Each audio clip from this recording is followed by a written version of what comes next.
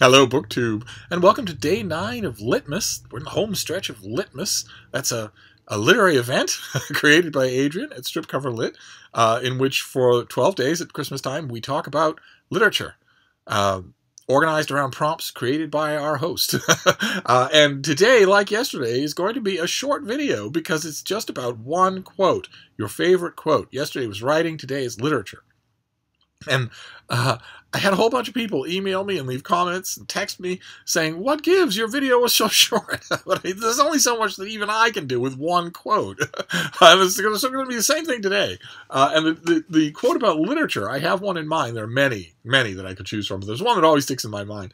And it's by Gustave Flaubert, of all people. Not an author you hear me mention much on this channel. And it's in a letter. It's from a letter of his well, I don't know. But judging from the recipient, it would be sometime in the middle of the 19th century.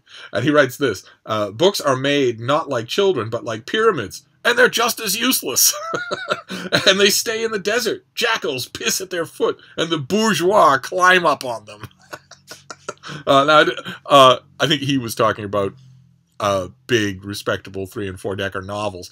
But the reason that I love the quote is because it's not sanctimonious. The thing that in my long career as a bookseller, a retail bookseller, and also as a theme running throughout all of my written book criticism, there has always been a hatred of the sanctifying of literature. I cannot stand it when literature is put on a shelf and not knocked around and, embraced and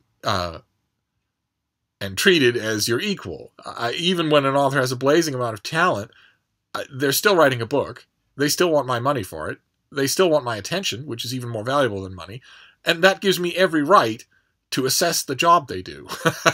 And I've had in the past, thankfully not much on this channel, which is really refreshing.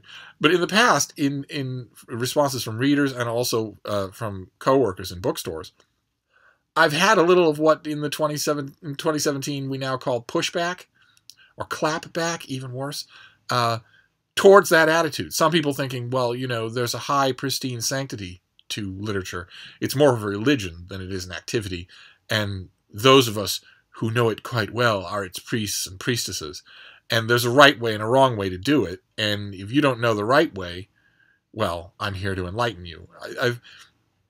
I've worked with people in the past who a customer would come up and say, "I'm looking for a book recommendation." And they would, instead of saying, the proper response to that question if you're working in a bookstore is, "What are the last few books you read and liked?" The proper response to that question is to address what the customer wants to read next, not what the customer should read next. You're not a religious counselor. You're not there to answer that question by saying, "Well, I don't really care about you.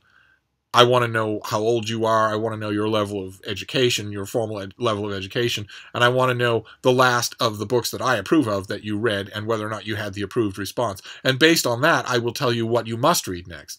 No. I've had coworkers like that, and I have always, I hate being rude in public, but there are some things that are more important than decorum. I have always, when I was nearby and heard that, I have always interposed and said, "What this person is clearly about to instruct you in what you should read next. If when you're done, you're not satisfied, come and find me, and we will determine what you want to read next." And most of them did, because I think when you're looking for a book recommendation, that's what you want, and that's the kind of thing that I do in all of my book reviews, regardless of the venue, and it's the kind of thing I always have done. Is to sort of strike a Flauberian attitude towards literature, where it never has a capital L, it's never in italics, there's never a dramatic pause before you say it. It's an activity. It's a human activity like any other human activity. Even if it's done by geniuses, it still demands things of you, and you're still a customer. You're still a consumer. So you still have all kinds of choices. Now, I might say that, like, for instance, if you say to me, "I am 30 years old and I absolutely love science fiction and fantasy. I think it's the greatest genre. I read nothing else. I absolutely love it." Well, then if I ask you if you've ever read The Lord of the Rings and you say no, I'm going to say, well, you really should. If you're saying that this genre is your favorite and you love it to the exclusion of all others, and you haven't read The Lord of the Rings, then you really should. And that's not an opinion. That's a reflection of the fact that the whole genre is based on this book, almost all of it. And so, just objectively speaking, it doesn't make any sense for it to be an omission of yours. But I've read books, including one that shall be nameless, that all the books that you read that are about booksellers and set in these dreamy bookstores where there's never any physical work that has to be done. It's all sort of a place of enlightenment, where somebody stumbles in and his scarf is too big and his hair's all mussed up and he's looking for something but he doesn't know what. And the mystical wise proprietor will say, well, you're ready for Rimbaud right now, but you're not yet ready for Baudelaire. Drives me nuts. And that's why I always think of this quote, because this quote was clearly meant to offend those sensibilities. It was meant to go against the grain of those sensibilities. Flaubert wrote it to another iconoclast, another literary iconoclast now completely forgotten.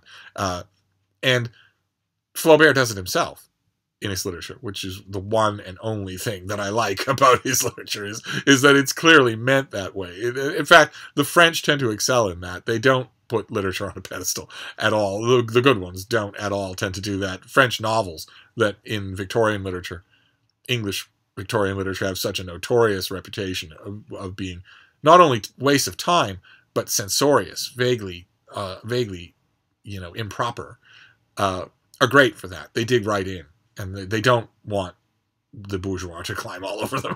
But anyway, that's one of my favorite quotes about literature. And once again, I have completely forgotten what tomorrow's Litmas Day is, but I'll be joining in anyway, because the thing that I've been complaining about on this channel ad nauseum for the last few days, this massive wodge of work that I have to do, is finally shifting. And I shouldn't say that impersonally. I am finally shifting it by working my hiney off. I am getting that wodge.